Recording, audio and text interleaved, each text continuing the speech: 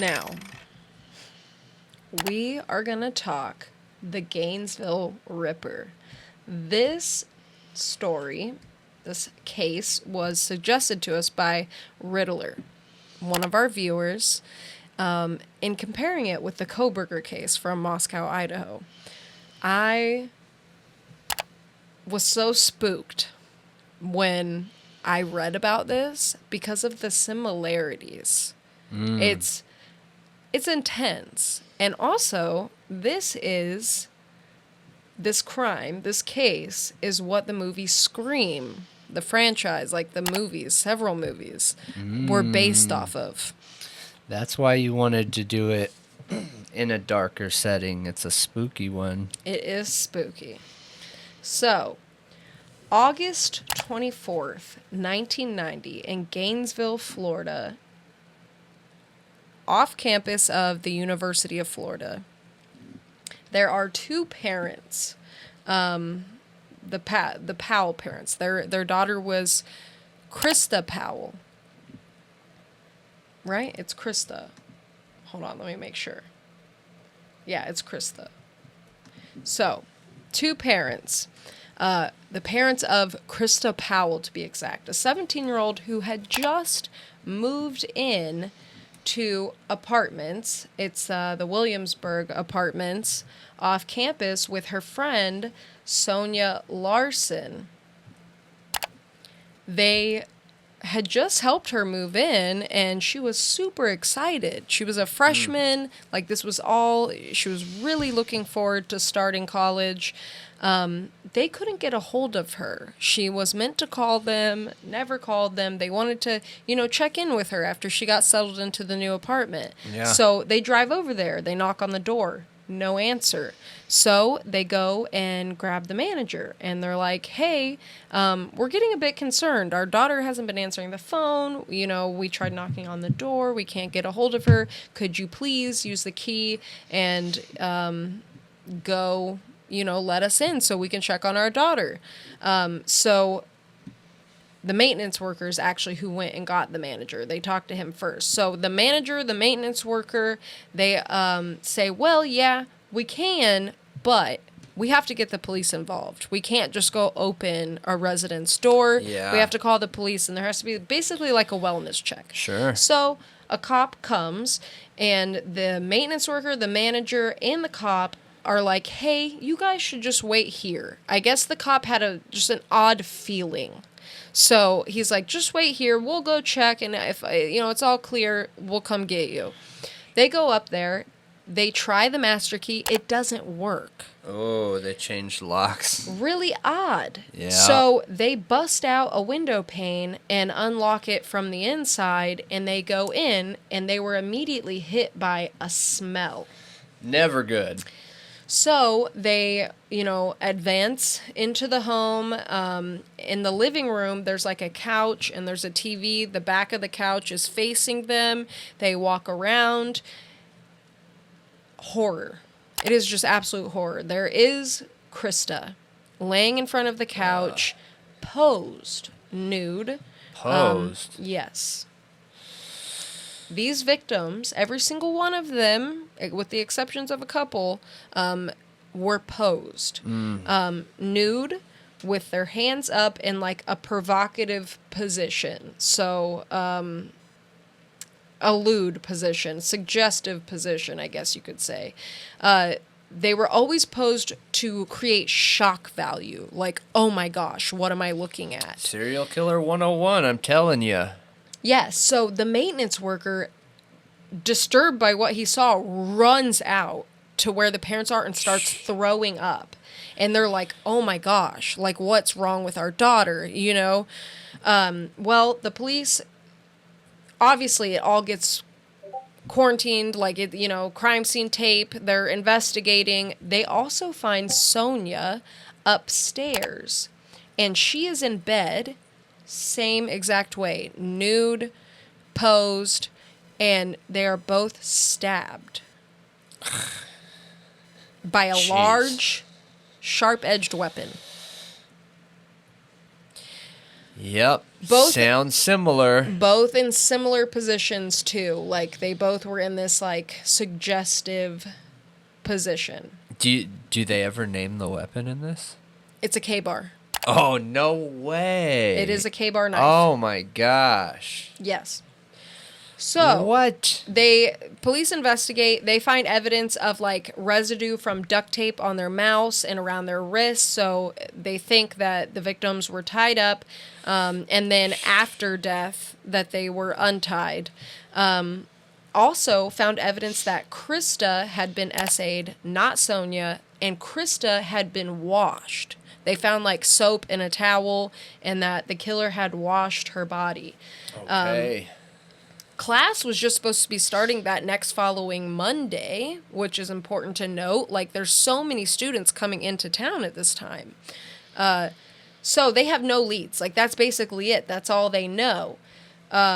So 12 hours before this, a girl named Krista Hoyt, who worked at the sheriff's office, did not show up to work, which was not like her at all. Okay. Not like her at all. She was literally known for being on time, always being there, never, ever didn't show up to work. No matter what. Like, just had wisdom teeth. One of those reliable people. Just had wisdom teeth taken out, still showing up to work. Like, that kind of person. So, the sheriff's office actually is like, hey, can you go... I think they called the Gaines... She worked in a different... They called, like, the city PD, I think is what it was. Like, the sheriff's office contacted the local police office and was like, hey, can you go check on her? And they actually they go over there and they this is disturbing. I'm sorry. I'm thrown off. Let me start that little part over. So, the sheriff's office contacts local PD, and they go over to her home, and they knock on the door. There's no answer. They go around back, and they peek in a window. Okay. And when they peek in the window, they see her bed. And on the edge of the bed is her body sitting there on the edge, naked, posed, but there's no head. And they can see visible stab wounds all over her back. And the police officer's like crouching and peeking through this window, and he can see her head is up on a shelf to the left, made to look like it's looking down at her body. They're horrified. Obviously, they go in there. They conduct the investigation. They see that she was SA'd, evidence of duct tape, same MO, all of it, except for this time the head is missing. So, clearly, we have a timeline happening here, and a serial killer. Krista's first, then we have Krista, then we have... Wait, they're both Krista. Makes it a serial. Oh my gosh, I already messed this whole thing up. Christina Powell was the first one. It was Christina. I was getting them mixed up. Okay. So it was Christina Powell, Sonia Larson were the second ones. Krista Hoyt was the first one from the sheriff's office. Anyway, Krista, it's like the same thing. Anyway, so after this, there are more victims. It's kind of wild. It's literally the next day. What? They find more. So, this girl named Lisa. That's no normal cooldown. That is... It's not at all. It's a spree. I know. Trust me, I know. Like, we already have earlier, like probably night to day, Yeah. And like early morning hours maybe even. And then we have 2 victims in like the afternoon or something like that. And then now the next day. It's kind of insane. Like, what's going on there? You know what I mean? Yeah. Anyway, after these 2 murders, it's just pandemonium. The police put out a bulletin and they're like, hey, we have these two cases going on, you know, this girl and also these other two girls, and we have a killer on the loose. People freak. Like, people are so scared. And they are changing locks. So. Police are on the streets, boots on the ground. Like, police presence is really bumped up. People are, you know, buying weapons to keep in their homes. It starts making national news, and people are really, really, really scared. So, Lisa from out of state calls her friend Tracy. Tracy is a 23-year-old who is also going to school at the University of Florida, and she lives with her roommate, 23-year-old Manny Tabata. Okay. Who is a big football player, dude. Okay. Like, big football player, dude, which I feel like is important to mention. He tells her, like, hey, yeah, there's this killer going around. Don't worry. I got your back. I'm going to, you know, they weren't dating or anything. They were just roommates. But I will protect you. Like, if anything happens, thank God we live together. I can protect you. So Lisa calls her friend Tracy. He's like, oh my gosh, I saw what's on the news. Like, are you guys doing okay? Are you scared? And, you know, they're like, yeah, you know, like, I got Manny. He'll take care of me. I'm not too worried about it. And she's like, okay, well, will you just call me when you get home from class? Because I want to make sure you're okay. No call comes. Oh, great. Lisa goes to bed and is like kind of freaked out, but is like, you know, maybe she forgot. Maybe they're busy. Next morning, she never gets a call. Nobody answers the phone. She's like, okay, now I'm really freaked out. So she calls somebody that she knows lives in the building, which is Tommy. And she's like, can you please go check on Tracy? Like, she was supposed to call me. She never called me. And he's like, sure, I will. I'll go over there and I'll call you from her phone at her apartment and let you know that, you know, everything's all good. He goes over there, calls her from the phone, and is just screaming his head off. No. Mm-hmm. So cops get called. They go over there. It's the same exact thing, except for this time, Manny, the football player, is also stabbed, and he's laying face down in the bed, and there was clearly a fight. Like, he put up a fight, but still ended the same way, but he was clothed, not SA'd, none of that, but Tracy was all of that, unfortunately. Yeah, I mean, muscles don't have a lot against a knife or a gun or any weapon. Like, muscles don't do much. I know. Especially with an element of surprise. The element of surprise will, especially if you're... changes everything. It does. It absolutely changes everything, which is how BTK was so successful, too. And the Night Stalker... They would run in there and scare the living crap out of you. Yep. Like, in those few seconds, you can't really think straight. Yeah. You're not used to that kind of adrenaline and stress and fear, and, like, no human is used to that. Like, you know what I mean? No, they have the upper hand. You aren't ready for somebody to come around a corner or come yelling at you or running at you. It takes a second to think. Even if you're one of those people that act really quick, it still takes a second. Mm-hmm. So it's unfortunate. After this last murder, the town is really scared. Like, people are leaving. People are packing up and leaving, just like what happened in... Just like what happened in Moscow. People are out of there, or they're sleeping with a knife under their bed, like, or a gun, or a baseball bat. Like, people are really genuinely scared. Police presence is really heavy, and the police are at a loss, but tips start coming in about this guy named Ed Humphrey. They're saying, this guy's super weird. He walks around in the forest around campus. He has close proximity to the victims because he lived in that apartment complex where Sonia and Christina lived. And he carries around a hunting knife. Similar, you know. Also, he had this scarred up face, okay? And he just behaved really strangely. Like, he wasn't a normal, nice person to interact with. his behavior was off, walking through the forest, carrying a hunting knife, like a lot of issues, and this scarred up face. It is freaky. Like when you look at him from those pictures from back then, he looks scary. Yeah.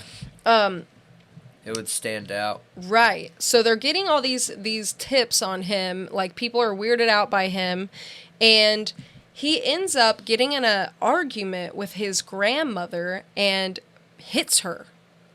So he gets picked up for domestic assault literally 4 days after these crimes, and he's their number one suspect. So 4 days after the crimes, he gets picked up, and they hold him on like $1 million bond because for just domestic abuse, but that's because he was literally their number one suspect in the murder case. So they didn't want to let him go. They didn't want to let him even have the chance of getting bail. They asked the judge for an exception, and okay. Well, smart. If the murders stop while he's in jail. No way. So everybody's like, oh, we think they got the killer for real. You know, like, it's him. The media takes this and they run with it. They're like, they pull up his past. It's character assassination. It's all of it. It's like, this is the guy for sure. It kind of sounds like it's not character assassination when he has an actual past, though. Right. So you're right. There's a lot of factors that make him look like a person who could absolutely do this. 100%. And I don't fault anybody for thinking that's a possibility.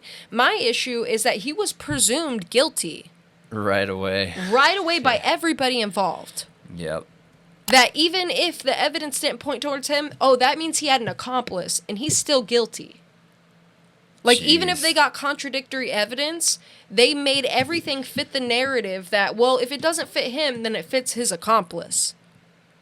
Jeez. The police and the media both did this. We see this all the time, too. That's why you're hearing me say, geez, I'm just sitting here thinking of all the cases that we've covered over the last 6 months where cops feel like they're doing something good. They feel like they're doing a community service. They feel like they're doing justice because they know it is this person. So if something comes up, they're like, I don't want to let in information that could let the guy have some sort of defense about it, but then something comes up and they end up not being the guy, you know? Right. So, and that creates more problems than it's worth. Exactly. So they think they got the guy. They're doing, more investigation to try to back this up. They end up finding a campsite, in the forest behind the university, like this forest we were talking about. And lo and behold, the people at that campsite was Danny Rolling and his drug dealer. Well, Danny takes off running when the police come back there. But the drug dealer gets caught. What they find at this campsite which is a piece of evidence I forgot to mention that they found at the homes, was that it looked like it had been broken into with a screwdriver. That whoever killed these people broke in with, like, prying the door or something with a screwdriver. So, when they find this campsite, they find a bag of money that has, like, pink dye all over it. They find the drug dealer, a screwdriver, a gun, an audio recorder. They don't listen to the audio recordings. What? They are like, okay, this money clearly is from the bank robbery we had the same week of the murders, but we have to worry about, the murders. Like, we're just going to put this, we got this drug dealer. It was probably him, that took the money. They didn't even think about the guy that took off running. Like, I don't even know if they even knew he was there because they didn't pursue him. So they put it all in storage and they try to get this guy, the drug dealer, for the bank robbery. Well, as they're looking into him, they're like, we don't really think he did the bank robbery. He's kind of dumb. Like, he doesn't seem like he would know what he's doing. He didn't fit the profile. He didn't really fit it. Got it. So that just gets thrown in storage somewhere, and they're like, and they don't listen to the audio recordings or anything. really odd. Yeah. Really, really odd. Like, not... Let Ed the evidence lead you. Right. Ed Humphrey was walking those woods. So why wouldn't they even think for a second that he could have been back there at this campsite with this drug dealer? Like, why wouldn't you just at least look? You know what I mean? So, who's Danny Rolling that was at this campsite? Well, to really get down to the bottom of the story, I feel like I have to start talking about him. He is from Shreveport, Louisiana, very troubled man that grew up with, his father was a vet and a police officer who many people speculated had PTSD. The mother and the father had a very tumultuous relationship where she tried to leave multiple times because he was abusive to the whole family. And it got worse after Danny's little brother was born. He was born in May 26, 1954 in Shreveport, Louisiana, and there was no affection in this household. Like, it was super abusive, no affection. They were expected to be perfect at all times or else they were abused. He failed the 3rd grade for attendance issues, and the counselors he went to counseling, I guess, and they said that he had an inferiority, oh my gosh. Inferiority complex. Inferiority complex. It didn't sound right coming out of my mouth. You had it. With a lack of impulse control in the 3rd grade. 3rd grade. And he started becoming a peeping Tom. He really enjoyed going around, looking at other families' homes, and seeing, like, the family he couldn't have. He started having a drinking problem at a very young age. And he eventually, as he grew up, started just getting into trouble, you know, drinking, getting into trouble, getting in fights with his family. When he was a grown-up, he actually went into the Air Force. He got kicked out and got arrested for disobeying orders, then moved in with his grandma for a little bit, and then got married and had a daughter. And this is where we get to the important part. He got married and had a daughter, and then his wife cheated on him and divorced him. This combined with the fact that he eventually had to move back in with his family, and that they didn't want him to live there. Mm-hmm. He gets fired from this job. You know, his wife divorced him. Like, his life is just coming crashing down on him. He leaves after getting, you know, it was a restaurant or something. He gets fired. He leaves. He says he's walking around town. He's super angry. And he was still a peeping Tom at this point, okay? There's this woman, okay, that he's been watching for a while.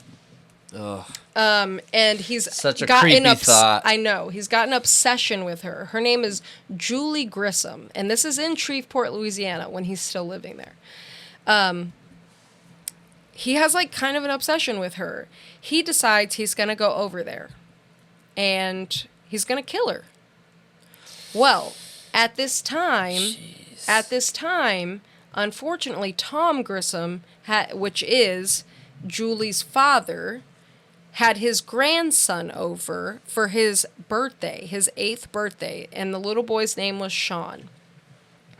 Now, the grandpa was supposed to take Sean back home very early Monday so his mother could take him to school, and he was supposed to just hang out with his grandpa for the weekend and his aunt and, have a good birthday weekend.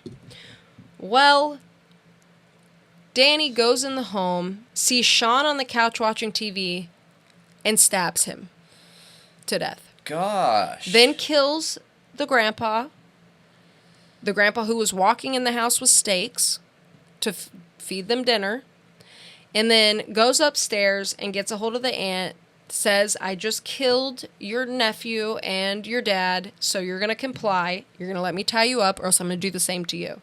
He assaults her, then he stabs her. Yeah. He washed her with vinegar to try to get rid of evidence, and poses her the same way that the victims in Florida were posed. There are a lot of killers out there that do that, and that is such a weird thing to think about. Like, after they've ended somebody, they have such an infatuation with what they just did in that crime that they go out of their way to pose a body. Like, a body is heavy. It's not like an action figure you can just pose. You know what I mean? Like, there's a lot of things that come into play with that, and they have such an infatuation that they take the time to do that. It's just strange. It is strange, but I've always felt like it's strange, and serial killers are strange in general, but that, like, it's the after death infatuation is just weirds me out. It weirds me out too. I feel like it's like their handiwork, and I think specifically with Danny, he wanted it to be shocking, but so it's the same. It's so similar to the killings in Florida. Well, after this, it's actually several months after this, I believe like 6 months, he gets in an argument with his father, runs out to the car. It's like a really bad argument. Runs out to the car, grabs a gun, runs in the house, and he shoots his father in the head and in the stomach.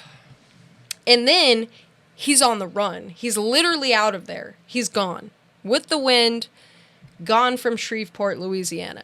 His father miraculously survives. And makes a police report. What? Mm-hmm. My son shot me in the head and the stomach. So, where did Danny go? Oh my gosh. Where do you think he went? Where? Florida. To Gainesville, the University of Florida. Yeah. And apparently, this woman, Cindy, okay? So, it's like Edward Humphrey had a year. He endured a year of his life being destroyed. He was a college student. He was going to college. He had mental health issues, and he had a lot of troubles, okay? He endured a year of people thinking he was a murderer. Was he behind bars the whole time? Yeah. Even Gosh. after Danny Rolling became a suspect. Even after that, people still thought he was involved. Yeah. So we say that all the time in relation to the Idaho 4 case, that Kohberger's life is changed forever, and there is no way out of it. It will follow him for the rest of his life, even if something happens where the defense is able to prove his innocence. You know what I mean? I mean, you're innocent until proven guilty. I get that.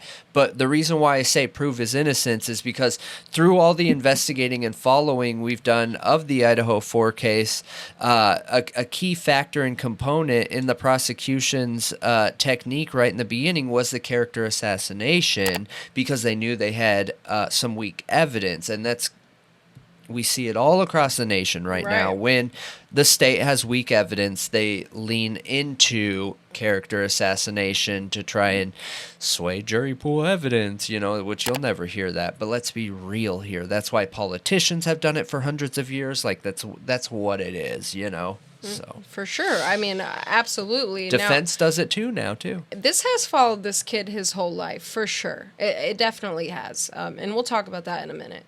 But Cindy okay, just Cindy, okay? She's from Shreveport, Louisiana. I'm not even try. So it'll be posted on the screen, so. I think it's like Jurich or something like that, but I'm not sure. I apologize, Cindy, if you see this. Yeah. Anyway, so she calls in a tip, and as she's driving through the Florida Panhandle, she hears about these university deaths, and her mind goes back to Shreveport. She's from Shreveport, and she remembers this guy that she knew from her hometown where these murders had happened, and I guess she socialized with him at the time until he started making comments about he liked to stick knives in people. He said this to her husband. He said other odd things. And the murders in Shreveport happened. And, he shot his dad and all of that. So she's thinking, So she calls in a tip and is like, hey, you should really look into Danny Rawlings. And here's this. Get this. The police had already had a tip on those Shreveport murders in Gainesville because the FBI offered a database to them where they could enter the case details of what was going on in Gainesville, and it would connect to other cases that had similarities. The Shreveport one specifically popped up. No way. And they knew that. Which is strange. But it just went on a back burner. Similar, but because they were set on Edward Humphrey. Yeah. That's why. I'm just trying. No. I understand why. I do. I get it. I'm just trying to think from the case perspective what was similar. Other than them both being like blitz attacks. They are spur of the moment attacks. Maybe it's because a child and an older man was involved in that one. But I think if you look at like the Tracy and Manny one, Manny was a victim of circumstance because he was there. He wasn't anything like the girls were, where they were, posed and all of that. Clearly, he had a target, and he just killed whoever got in the way, which it's pretty clear with the way that Julie was set up and posed and assaulted that it was exactly like Christina and Sonia, but Sonia wasn't actually SA'd. She was also kind of a victim of circumstance. But he just made the choice. It was like a flip of a coin to him. Which one am I going to assault? Because I have two girls here. And Krista and Tracy. It's just like them. They're all the same for the most part. So they already had that information, but when Cindy called in, they really looked into it. And they saw that he was being held in Ocala, Florida for a robbery of a supermarket. The bank robbery in town. Yeah. Also, a police officer, when they were having a little, meeting, whatever they do, and police, stations where they all meet up and talk about the case, an officer was like, it was something about a missing finger, that whoever the bank robber was had a missing finger or something like that. And one of the police officers was like, oh my gosh. At one of the victims' houses, there was a paper towel that somebody had used to wipe themselves off after like a sexual act. And it had on one side, it had the imprint of like genitals. And on the other side, it had the imprint of like fingers. And one of the fingers was missing. No way. And they're like, whoever the bank robber is who the murderer is. Okay, and they start being more willing to look away from the original suspect. Everything starts piling up to where they literally cannot avoid it anymore. They're like, okay, it's this guy. Like, he is involved. At the very least, he is involved. So they see that he's locked up in Ocala for a supermarket or convenience store robbery, and they connect him to the murders. And they go back to the storage locker, okay, and they listen to the audio recordings. And he says his name in them. He says that he's some kind of mystery killer or something like that. And he describes in great detail how to, like, gut a deer. Okay. Yeah, but he says his name. Yeah. And these audio recordings were found with a gun, a screwdriver, and money that had, like, dye packets bursted in it. Convenient. Right. So convenient. So he gets connected to 5 murders. They didn't connect him to the Shreveport ones because they didn't have enough evidence. But he gets connected to the 5 in Gainesville. He pleads innocent. Also the robbery. So he pleads innocent, but then literally right before the trial, he's all of a sudden like, I'm guilty. I plead guilty now. He didn't want to go to trial. And while he was pleading guilty, he said he wanted to be a superstar like Ted Bundy. Oh, jeez. That Ted Bundy was his hero. Yeah. This is strange, the similarities. At a university. I know. Ted Bundy connection. Yeah. Also, the amount. Yeah. The number. The number of victims is for high. Women. Right. Isn't it 4 women? I counted right? Yeah, it's 4 women and 1 man. Yeah. Yep. 4 women and 1 man. So, March 24th, 1994, he was officially sentenced to death, and then October 2006, he actually literally just appealed, and it was just denied that day, and then he got lethal injected. Yeah. And before he got the lethal injection, he wrote a letter where he admitted to the Shreveport killings, like a full confession.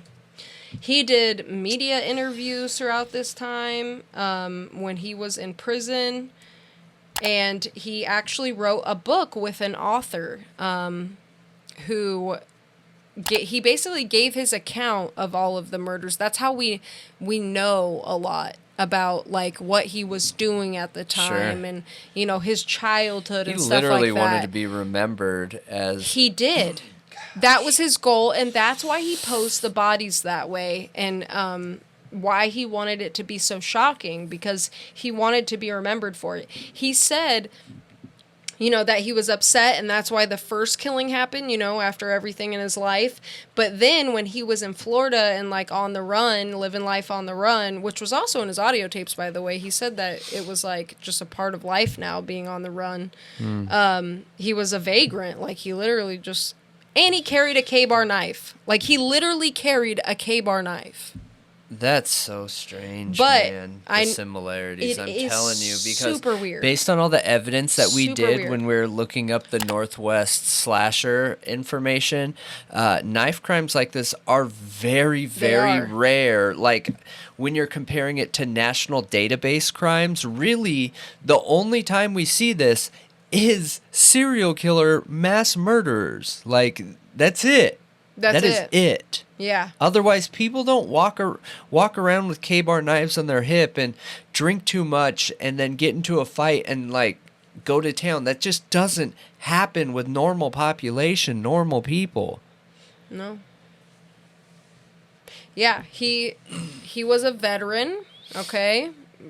Dishonorably discharged, kicked out. And yeah, he had a K-bar knife that he carried around with him everywhere. And I don't know, I find it really, really odd, the similarities with the amount of victims, the K-bar knife, and the fact that somebody who was innocent was, like... stage set up for it. Kind of set up for it. Yeah. Well, not a setup. Just so we're clear on here, mistook, right? The police worked backwards, clearly. They did. They thought that he was it because of a couple pieces of evidence. And again, this... So, excuse me. My belief is that all people, unless sociopaths, right? And that's a small population, but all people in the world believe they're doing a good thing and believe they're doing the right thing. Even though in a lot of situations, like this is a prime example, they were not. That is one of the worst things you can do, is work backwards to try and build a good court case, because all it takes is one little tiny baby little itsy bitsy thing to go wrong, and that's it, out the window. Yeah, and out the window. They even got like DNA from the crime scene, and they found out the blood type of the person's DNA, the suspect, and they said that it was I think it was B. Mm-hmm. I think it was B. It was like B positive or something like that. And they found out that Edward Humphrey's like blood wasn't that type. It was like A or something. I'm forgetting. But it didn't match, regardless. It just didn't match. So they thought, oh, that's probably the co-defendant. Like, that's what I'm saying. They did work backwards. They're like, it has to be this guy because of all these things. So we're going to fit the script. We're gonna make it fit him. And the worst part, the scariest part, like I said, is that guaranteed all these cops doing that thought they were doing the right thing. They were under immense pressure too because of the university and the students. They thought they were helping the public, the general public. You know, I think police officers in a lot of these situations take it very seriously, keeping their people safe, you know, their general public safe that they serve.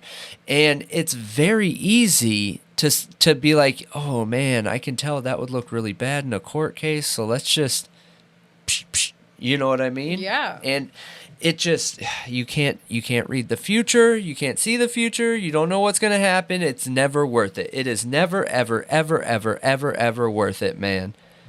Yep, I agree with you. But yeah, I mean, even a year after, you know, Danny was arrested, Edward was still in jail for, like, domestic assault, and people still thought it was him. But he has graduated. I do want to give an update on him because I feel like it's important. He was innocent.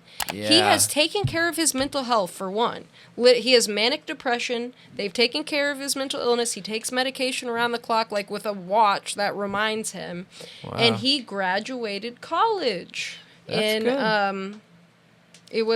This was year 2000 when he finally graduated with a bachelor's, it says, received a Bachelor of Science degree in Business Administration with a 3.76 grade point average from the University of Central Florida. Yeah, that's really good. And he is doing well. The only thing just hopefully there's no more violence. There's not, because his mental health is taken care of. Yep. And it sounds like he was doing really good. Mental health just isn't an excuse when you're an adult, because if you know that you have a mental health condition, then you know what could happen. He was 18 when all of that happened. Got it. So when it sounds like he got his life together, basically. Yeah. Which is good. I hope it's still together at this point, you know, Agreed. This many years later. But it sounds like he got it together, and he graduated college, and, you know, there's pictures of him and his grandma and mom and stuff, which is really nice. But he was having trouble, like, with work because of his past, which really sucks. But I want to know what you guys think. Maybe, I don't know. I just find it really odd. When Riddler suggested this, I was like, that is super weird. Agreed. It almost makes me think that maybe the killer in Moscow infantilized Ted Bundy or Danny Rollins or something like that. Yeah, agreed. Because it's too similar to be a coincidence almost in my mind. I agree. And serial killers like to, you know, make other serial killers their heroes. Yeah. But yeah, I want to know what you guys think about this. Maybe we could dig deeper at some point into the evidence that they specifically used against Edward Humphrey to, you know, kind of fit it to him. Yeah. But yeah, that's it. Let us know what you think.